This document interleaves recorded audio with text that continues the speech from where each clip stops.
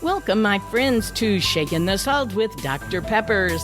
My bio reads from troubled teen to teacher of the year, 100-pound weight loss, blah, blah, blah. You know, the sort of thing you're working on in your before and after life story. So at the end of the message, stay tuned if you want to contact me for any reason, including prayers. Thank you.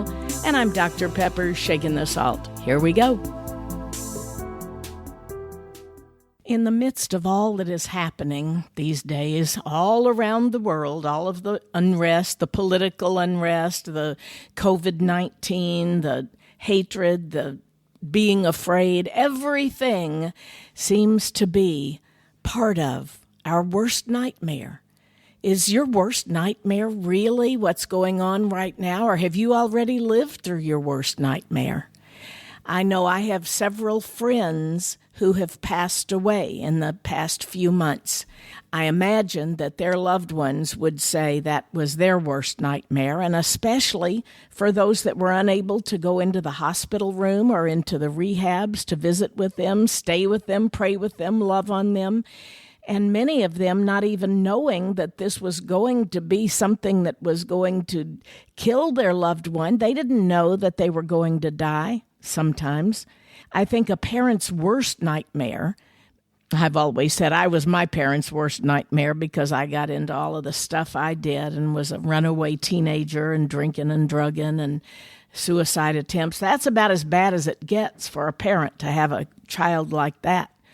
But the worst nightmare would be a parent whose child died, especially, I guess, unexpectedly, or maybe one who had to go through a prolonged illness. I know that many of you right now look at family members, friends, things you're even going through, and you really believe and have certainly right to that this is the worst time of your life. You're living in your worst nightmare, and that well may be. I am not going to negate or even try to counteract any of that because I'm not in your shoes.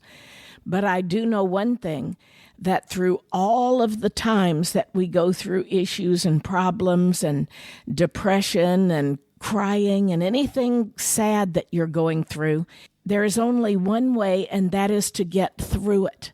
You don't want to live in the midst of it, and you don't want to wallow in it and stay in it. I have a really close friend battling depression right now, and she does not want to stay in it, but she does not see any way out. She doesn't see light at the end of the tunnel, or as she said, when she looks up, she doesn't even see light to be able to get out of the mess she's in. But she does still believe in God, and she trusts Him, and she is able to keep praying.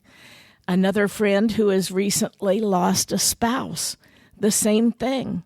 They still have faith and they're still trusting God, but it doesn't ease the pain and the hurt, and it doesn't make it go away. So the one thing that I do know about in this old world is that when we're getting through things, when we lean on others and have friends and family that will be there to help pick us up, that will wrap their arms around us and not try to give us advice or even quote scripture, oh, all things work together for the good of those who love the Lord. No, that's not working good for me right now because I'm hurting.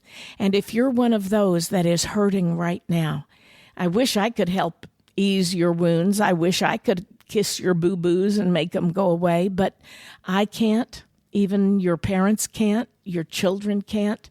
Sometimes only God is the only one. And that is sometimes even a point of contention because even faithful believers will look up and shake their fist at God and say, why am I having to go through all of this? What's wrong with me that I have to deal with this? And He understands. He was there when He watched His own Son at the cross, and He knows what it is like. But I don't think any of the platitudes or the glittering generalities and quotes help anyone at a time like this. Sometimes you just need somebody to wrap their arms around you and rock you and say, I'm here for you. And you can't even say, oh, it's all going to be all right. Well, it may not be all right. There may be more to come. But here's what I want you to focus on today, and this is what I do too. In the midst of a downtime or in the midst of worrying or dreading something, or especially in this season we're living in right now. I dealt with a friend yesterday who's 97 years old, and my husband and I have 4 huge banana plants in our yard, and the first one yielded the bananas just a couple of days ago. We had 140 bananas. So we divided them and put them all into these cute little bags we had that had peppers on them for our last name. And I looked up some ideas for using bananas, whether they were the fresh ones or the ones that were overripe. And I just stuck that in the bag. I typed them off and ran them off and put them in the bag. And we went around anonymously just putting the bananas with the recipes on the door handles, knocked on the door, and ran. And we knew that people were going to know who it was because of the peppers on the bags. But we got several phone calls thanking us and some that were already eating the bananas as they were. But this one sweet little lady, I'll even say Marie because that's her name, she called and she said, "Oh, you don't know what it means to know that I have people out there that are thinking about me." She had just recently gotten out of the hospital again, and she's the sweetest little, most frail thing. And she said, "I just love bananas." And she said, "These aren't going to last long enough to make those recipes." And I said, "Well, we've got plenty more coming. We'll be sure and pass them on." And you could just hear her. She was smiling while she was talking. And she said, "You know what I did finally yesterday?" She said, "I'd been in my house all this time, this past week or so, without even getting out." And she said, "I'm going to get my walker and walk to the end of my driveway." And she said, "I did." And she said, "Then I walked back, and I have this lightweight little aluminum chair. And with my walker, I took the chair and I sat in the middle of the driveway, and I just looked my face up to the sun." And she said, "Oh, that sun felt so good." She said, "I felt like I was sitting under a healing sun lamp."